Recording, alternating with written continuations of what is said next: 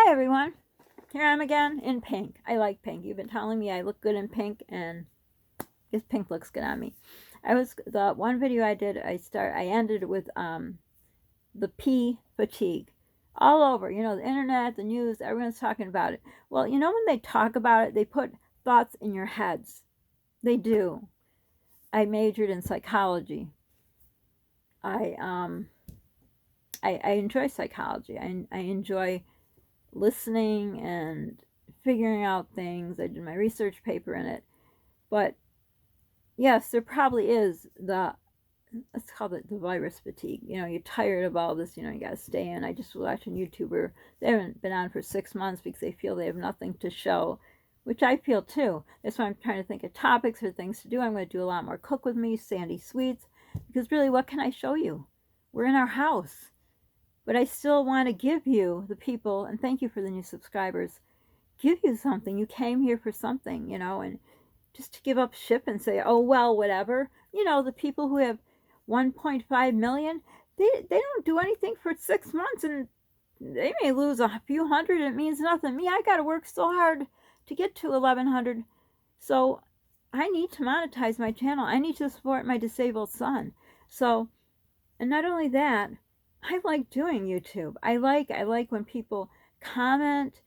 I've noticed there's less comments, I think, because people are getting this virus fatigue, maybe, or they're just, but we can't. This is a thing we can't do. Again, only my opinion, because we have to do this together. Together. And this is not political. It's my dry mouth. It is the people who don't want to wear masks. I don't know, is it because I went to school to be a nurse that I understand more? That I can't wrap my head around people who don't understand masks work. Like I said, every year before this happened, from either the end of August, beginning of September till April, usually the end of April, I would wear always a mask, not gloves, a mask, because my son's disabled. I tried not to take him out of the house. So for me, this is nothing different. I mean, I'd go to the store once a week, so that's different. But, I would go to other stores, and, but we didn't go to the movie theaters, or, the gift cards I would get from my son. We get movie theaters, restaurant. We just didn't do that. That's just something I did. I have 8 kids. They all had their own thing of toothpaste. These are just things I did.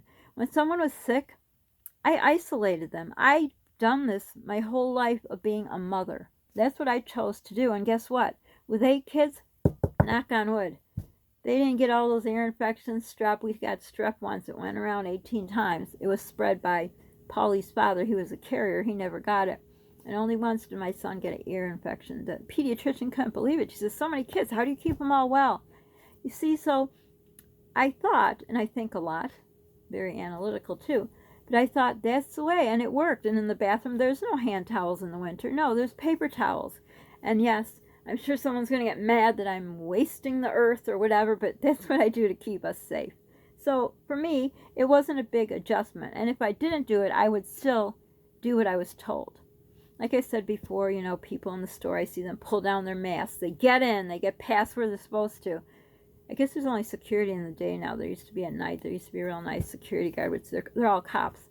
And he would hand out a mask. He was the friendliest one. But anyhow, so I went once in the day. Never again. It was a sea of cars. So many people. They have food, but it's not worth the people. I used to go in the evenings.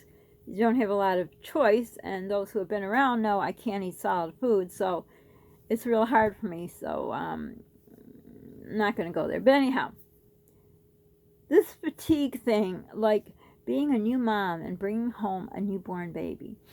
I had to bring one of my babies home when my ex and I had split up. We had split up at 4.5 months. And I was alone. Let's see, he was the 5th child. So it went from being a stay-at-home mom to all of a sudden everything was uprooted. All our bank accounts were emptied by him, his girlfriend. I don't know what she was, but anyhow. So here I am, expecting a baby that was failure to thrive the whole way through. Talk about fatigue. Going to have a non-stress test twice a week. Having to hire a woman to bring me. I was too weak to walk. I had a pain from right here to there. You can't see. Kind of on my right side. From here down. It was horrifying. I used to put a hot water bottle just for a little bit. The doctor said it was okay with a towel in between. The pain was so bad. I don't even know. Migraine pain, toothache pain, put all the pains together in the world. That's how bad it was. I needed help to walk. Was I fatigued? Was I tired? Yes. I even asked the doctor, I says, I don't think the baby's doing good in here. Can't we get him out earlier? He set up a NICU tour. This was my first marriage. So I went and I saw these tiny, tiny babies. They were 25 weekers. And I was already at, I don't know how many weeks when we were talking about. I think I was already at 32 weeks. But tiny babies, and even 32 weekers, that not everyone does good at 32 weeks. Some 25 weekers do good, some 32 weekers don't. There's an order of your color and your gender, in what order your best chances are to survive in the NICU. And I thought, oh, it doesn't matter. I have to just keep praying that being inside is okay for my son. That was my 5th son from my first marriage, 5th child. So it was hard, and I was fatigued, and I just, but I listened to the doctor. And I had a non-stress test one day. You know, as usual, twice a week. Whew, hot flash. Anyhow, I was so much in pain, I didn't want to go, but we had to, I knew I had to go for the baby. So the lady came who brought me, and I just felt horrible. I told my mom I felt horrible. I thought, I don't want to go. And she said, don't go then. And this was my mother's sister, so she never had any children. So she didn't really know the importance of, well, I don't know, this didn't come out right. Anyhow, she's like, just don't go. But, she was thinking of me. But anyhow, I went, and thank God I went. I didn't pass. They literally started the test, and off they went, brought me in a stretcher. I'll never forget this tall guy who took me and held my hand. I started crying. I was so scared because it was too early. And they had just taken an amniocentesis 2 days before to check for the baby's lungs to see if they were developed in case he came early. Well, do we know? Yeah, we knew it was a he. So I don't know if we knew. That's just took another turn. But anyhow, they took me off. I called my mom. She picked up the kids. She called my ex-husband. We were separated at the time. Not even legally. We just lived separately. And, of course, he came in like, the father of the year, whatever. So anyhow, bottom line is I was fatigued. But now when the time came that they said the baby has to come out, and I'm signing papers for a C-section, scared out of my mind, thinking, oh, why? Why was I feeling so fatigued? Oh, let's rewind. But we can't rewind time. So they're signing the papers, and I see him there, and they're saying something to my ex, my husband at the time, and he started to cry. And he was the one to cry. Men don't usually cry. They should. Some do. And all of a sudden, the baby's heart rate dropped. I think it was 5. And they're like, off we go. And they're bringing me, just everything went fast. Had to have a C-section. I was so scared and thinking, oh, that fatigue. I didn't call it fatigue then. I'm referring to it now in comparison as an analogy. Look what happens. Look what happens. My child is going to be born too early. He was born just, I think 10 days early at this point. But anyhow, any day early, you never know. Just like this virus thing. Oh, people are tired, not going to wear masks, going to not social distance, going to go around and have fun and drink and mingle and cruise, whatever that word is. It never ends good. So as we're getting me out of the room, all of a sudden the baby crowned. Thank God, I thought. I don't deserve this blessing, because I was so scared of a C-section, as I'm sure a lot of people are. I know my daughter-in-law was. She ended up with one. So I guess I'm not the only one. But anyhow, pushed me back in, and my doctor said, Mrs., the letter in my last name, you have to push. You have to get the baby out right now, or we're going to C-section. We might have to do it in this room. I'm sure he was kidding. So I pushed with all my might. My ex-husband was crying. I could look at the faces. Everyone was sad and scared, and I don't know how.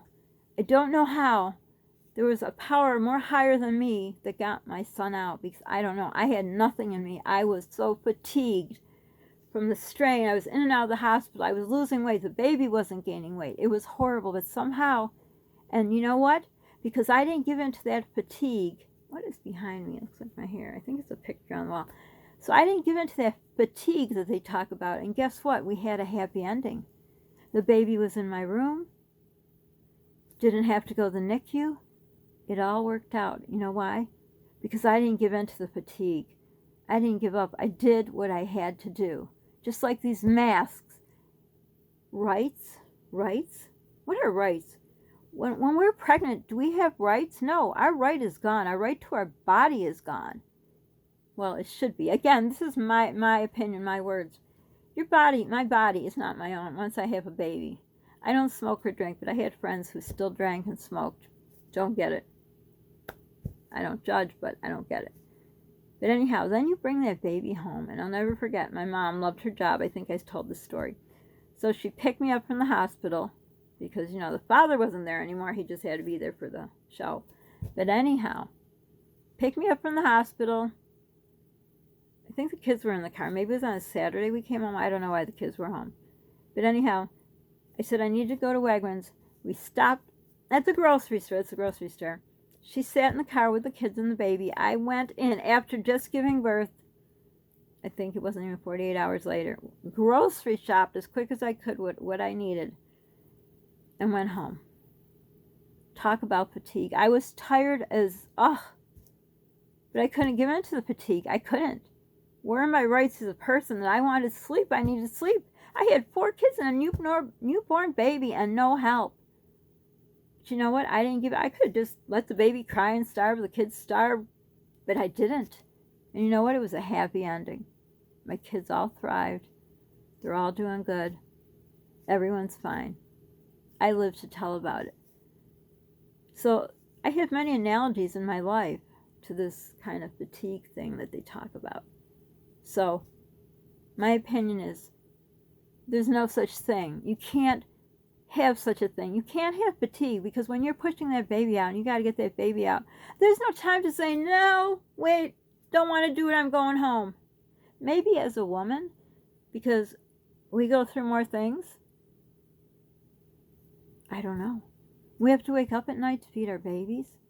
There's no one to hand it over to. Nobody else could feed it but me. Can't give in to it. So maybe that's why I'm not going to speak for all women. Maybe that's why I don't give in to this fatigue. I also have a good brain. I'm smart. I'm intelligent. If I don't know something, I look it up. I think ahead, 10 steps ahead. Maybe it's from being a mom. I don't know, or just the person I am. And I'm not judging anyone, but I guess it's more of a pleading. I wish people would listen and wear the mask and do the social distancing.